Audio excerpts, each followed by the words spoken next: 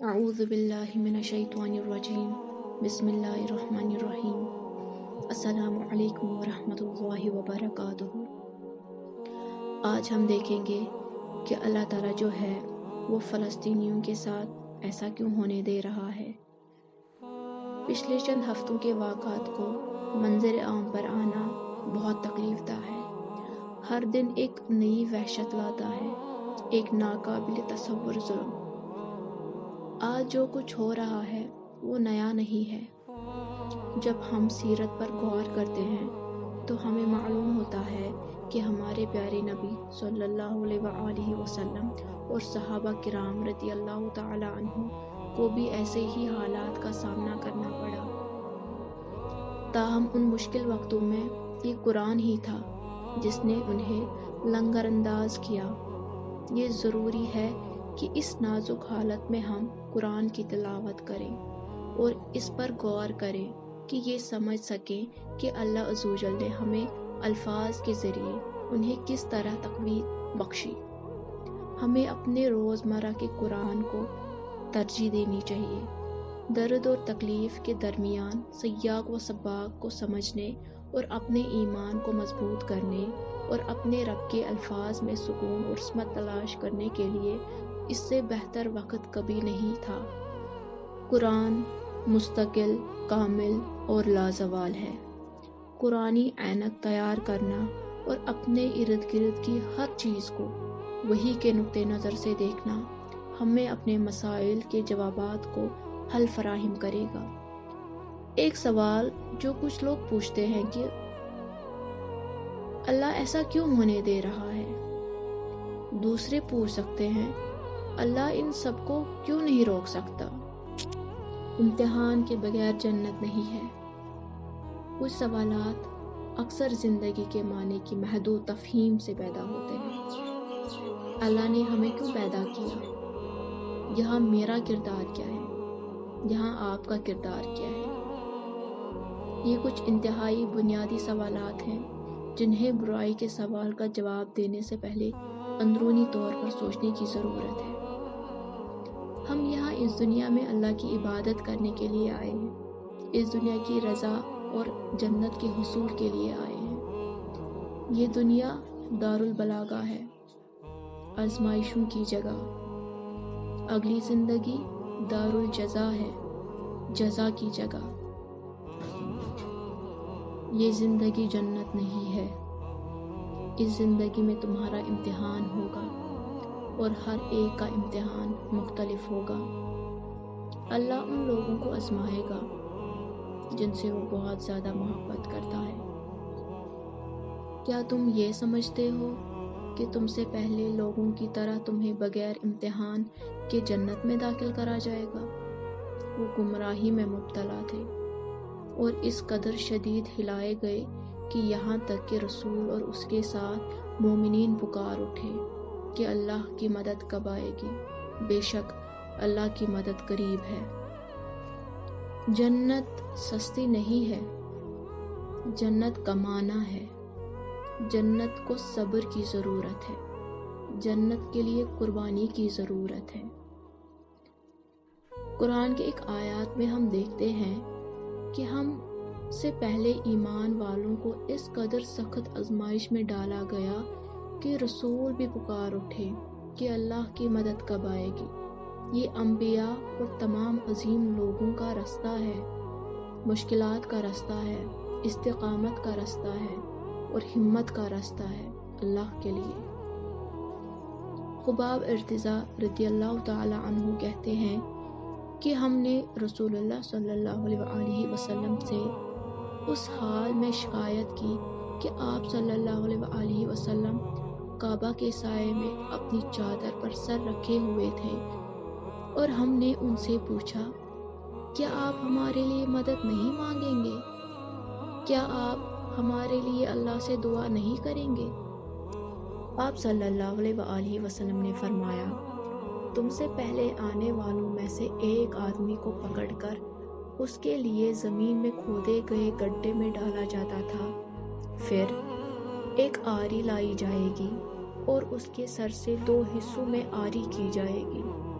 لوہے کے کنگھیوں سے اس کا گوشت ہڈیوں سے اکھاڑ پھینکا جائے گا۔ اس میں سے کوئی بھی اس کے مذہب سے دور نہیں کرے گا۔ اللہ کی قسم، وہ اس معاملے کو یعنی اسلام کو غالب کر دے گا، یہاں تک کہ مسافر سنہ سے حضرموت تک چلے گا، اور اللہ کے سوا کسی سے نہیں ڈرے گا، اور اپنی بکریوں کے معاملے میں بھیڑیے سے نہ ڈرے گا۔ لیکن تم جلد بازی کرتے ہو، یعنی صبر کرو۔ کچھ آیات میں اللہ تعالیٰ نے ذکر کیا ہے قرآن شریف میں کہ وہ تشدد سے لرز گئے۔ اس سے ظاہر ہوتا ہے کہ فتح آنے کے لیے اس سے پہلے کے امتحان بہت سخت ہوں گے۔ ہمیں ہمیشہ زندگی اور اپنے ارد گرد ہونے والی ہر چیز کو آخرت کے عینک سے دیکھنا چاہیے۔ آخرت ابدی اور لامحدود ہے۔ یہ زندگی آخرت کے مقابلے میں کچھ بھی نہیں۔ لہٰذا جب ایسا لگتا ہے کہ دنیا آپ کے کندھوں پر گر رہی ہے اور آپ اس سے مزید برداشت نہیں کر سکتے ہیں، تو بڑی تصویر کے بارے میں سوچیں۔ یہ دنیا کچھ بھی نہیں ہے، آخرت ہی سب کچھ ہے۔ عظیم لوگوں کے لیے عظیم امتحان۔ اللہ تعالیٰ فرماتے ہیں، ہم یقیناً تمہیں کسی نہ کسی خوف، بھوک، مال، جان اور پھلوں کے نقصان سے آزمائیں گے، لیکن ان صبر کرنے والوں کو خوشخبری سنا دو جن پر جب کوئی مصیبت آتی ہے تو کہتے ہیں کہ ہم اللہ کے ہیں اور اسی کے ہیں، ہم لوٹ آئیں گے۔ وہی لوگ ہیں جن پر اللہ کی رحمتیں ہوں گی اور وہی ہدایت یافتہ ہے۔ جب اللہ آپ کو آزماتا ہے تو اس کا یہ مطلب نہیں کہ وہ آپ سے محبت نہیں کرتے یا اس نے آپ کو چھوڑ دیا ہے۔ اس کے برعکس اللہ تعالیٰ آپ سے جتنی محبت کرے گا اتنا ہی آپ کا امتحان لے گا۔ رسول اللہ صلی اللہ علیہ وآلہ وسلم نے فرمایا، بے شک بڑی آزمائشوں کے ساتھ بڑا اجر ملتا ہے۔ بے شک اللہ تعالیٰ جب کسی قوم سے محبت کرتا ہے تو ان کا امتحان لیتا ہے۔ جو راضی ہوتا ہے وہ اللہ کی خوشنودی حاصل کرتا ہے، اور جو ناراض ہوتا ہے وہ اللہ کا غضب پاتے ہیں۔ یہی وجہ ہے کہ جب رسول اللہ صلی اللہ علیہ وآلہ وسلم سے پوچھا گیا کہ سب سے زیادہ کس کو آزمایا جاتا ہے، تو آپ صلی اللہ علیہ وآلہ وسلم نے فرمایا، انبیاء، ان کے بعد ان لوگوں کی پیروی کرتے ہیں جو ان سے زیادہ مشابہت رکھتے ہیں، اور پھر ان کی پیروی جو ان سے سب سے زیادہ مشابہت رکھتے ہیں۔ انسان کو اس کی مذہبی وابستگی کے مطابق آزمایا جاتا ہے۔ اگر وہ اپنے دین میں مضبوط ہے تو اس کا امتحان زیادہ ہوگا، اور اگر اس کے اپنے مذہب سے وابستگی نازک ہے تو اس کے مطابق اس کا امتحان لیا جائے گا۔ انسان کی آزمائش ہوتی رہتی ہے یہاں تک کہ وہ زمین پر چلنا ختم کر دیتا ہے اور اس کے نام کا کوئی گناہ نہیں ہوتا۔ زندگی کے ناقابل شکست نمونے۔ اللہ تعالیٰ فرماتا ہے، تمہارے سامنے بھی ایسے ہی حالات آئے، لہٰذا تم سارے ملک میں پھرو اور دیکھو کہ جھٹلانے والوں کا کیا انجام ہوا۔ اللہ کی سنت اللہ کے آفاقی قائم کردہ قوانین ہیں جو کائنات پر حکومت کرتے ہیں اور ہر زمانے اور جگہ پر لاگو ہوتے ہیں۔ یہ ضروری ہے کہ ہم ان سنن کے بارے میں سیکھیں تاکہ ہم یہ سمجھیں کہ اللہ ہم سے کیا چاہتا ہے اور وہ کیسے چاہتا ہے، کہ ہم اپنے ارد گرد رونما ہونے والے واقعات کو دیکھیں۔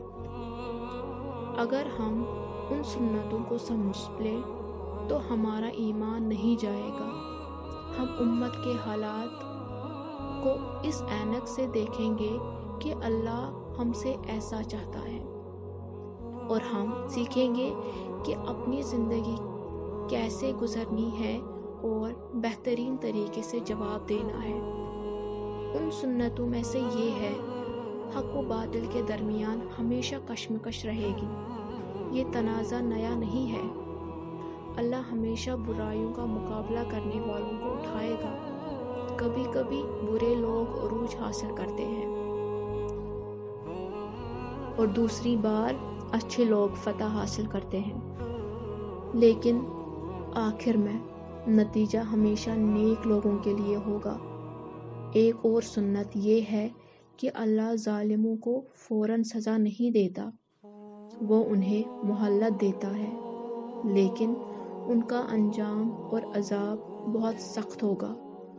بعض اوقات ہم بدترین ظالموں کو دیکھ کر مایوسی محسوس کرتے ہیں اور شروع سے معلوم ہوتا ہے کہ وہ دنیا میں بغیر سزا کے مر گئے، تاہم تمہارا رب کبھی نہیں بھولتا، اور ایسے لوگوں کا عذاب قبروں اور جہنم میں بہت سخت ہوگا۔ منافق بے نقاب ہو گئے اور مومن پاک ہو گئے۔ اللہ تعالیٰ فرماتا ہے، اگر آپ کو چوٹیں آئی ہیں تو انہیں بھی اسی طرح کا سامنا کرنا پڑا۔ ہم یہ دن فتح و شکست کے لوگوں کے درمیان اس لیے بدلتے ہیں تاکہ اللہ سچے مومنوں کو ظاہر کرے، تم میں سے شہداء کو چن لے، اور اللہ ظالموں کو پسند نہیں کرتا، اور تاکہ اللہ ایمان والوں کو پاک کر دے اور کافروں کو ہلاک کر دے۔ اکثر ہم مشکل دیکھتے ہیں لیکن اس کے پیچھے حکمت نہیں دیکھتے۔ یہ آیات مسلمانوں کے لیے بہت تکلیف دہ وقت کے بعد نازل ہوئی۔ جنگ احد۔ اللہ تعالیٰ ہمیں ان امتحانات کے پیچھے کی حکمتوں کے بارے میں بتاتا ہے۔ امتحان ایک چھلنی کی طرح ہے، یہ ظاہر کرتے ہیں کہ سچا مومن کون ہے اور منافق کون ہے۔ ایک اور آیات میں اللہ تعالیٰ فرماتے ہیں کہ بس جس دن دونوں لشکر آمنے سامنے آئے وہ اللہ کی مرضی سے تھا، تاکہ وہ مومنوں کو ممتاز کر دے اور منافقوں کو بے نقاب کرے۔ اس جنگ میں لوگوں کے اصل رنگ آشکار ہوئے ہیں، لوگ سچ بولنے کے لیے کتنے آمادہ ہیں اور کہاں لوگوں کی وفاداریاں جھوٹ بولتی ہیں۔ اسی طرح اللہ تعالیٰ فرماتے ہیں کہ تاکہ اللہ ایمان والوں کو پاک کر دے۔ دوسرے لفظوں میں آزمائشیں اور مشکلات مومنوں کو ان کے گناہوں سے پاک کرتی ہیں۔ اس طرح یہ مشکلات در حقیقت بیس میں برکت ہے، خاص طور پر جب کہ یہ بہت سے لوگوں کو اللہ کی طرف لوٹنے کا باعث بنتی ہے۔ اللہ بڑا حکیم ہے۔ اللہ تعالیٰ فرماتے ہیں، وہ ظاہر اور غیب کو جانتا ہے اور وہ حکمت والا اور باخبر ہے۔ اللہ حکیم ہے اور اس کی حکمت کامل ہے۔ بہت سی حکمتیں ہیں جن کا ہم ادراک تک نہیں کر سکتے۔ یہ بہت سی حکمتوں میں سے کچھ ہیں جن کے بارے میں ہمیں جاننا چاہیے۔